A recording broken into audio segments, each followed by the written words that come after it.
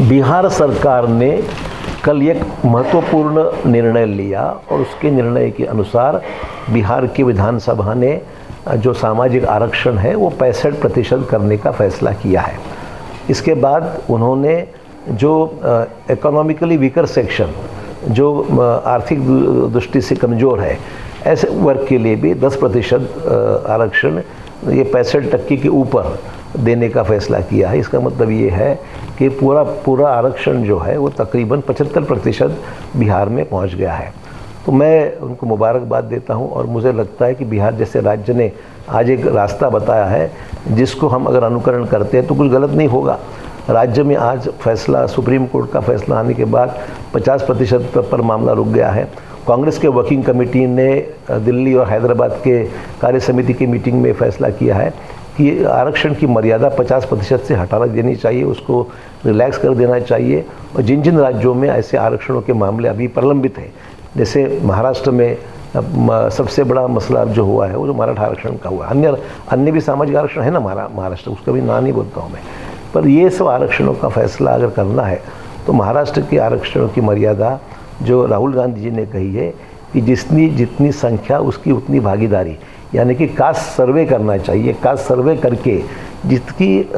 सामाजिक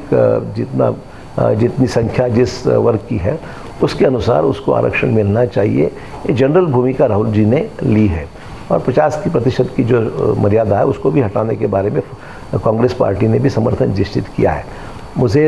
इस बात से जनता को बताना चाहूँगा कि 65% का आरक्षण बिहार में होता है और बिहार का 65% का आरक्षण उसमें भाजपा वहाँ की जो है वो भी समर्थन देती है। तो मुझे महाराष्ट्र में तो कोई दिक्कत नहीं, कांग्रेस पार्टी का स्टैंड पहले से ही है और सरकार अगर ये फैसला करती है कि बिहार के अनुसार ये आरक्षण की मर्यादा हटा दे, जिसकी जितनी संख्या है उसके अनुसार उसको आरक्षण दे,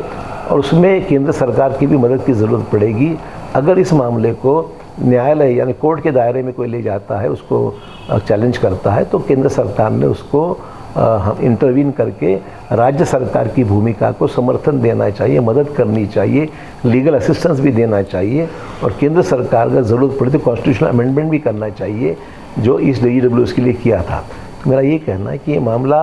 जितना रोज़ आप देख रहे हैं कि इसकी एक मर्यादा जरांगे पाटिल ने व्यक्त की है, इस मर्यादा में जल्द से जल्द कुछ करना है तो निश्चित तौर पर कोई फैसले करने की आवश्यकता है। जैसे आज कुंडली प्रमाण पत्र जिन लोगों के पास उनके पुराने उनके एंसेस्टर्स के, उनके बाप दादाओं के जो भी पुराने कागजात हैं, उस कागजात के अनुसार उनको कुंडली देने का फैसला किया, ठीक है, अच्छी बात है। तो जिसके पास है तो वो कुंडली है तो वो OBC में ही जाएगा, कुंडली है तो उसको बैकवर्ड का सर्टिफिकेट मिलता है और जो स्टेट गवर्नमेंट ने अनाउंस किया है क्योंकि वो है ही, और है इसलिए तो उसके डॉक्यूमेंट्स हैं।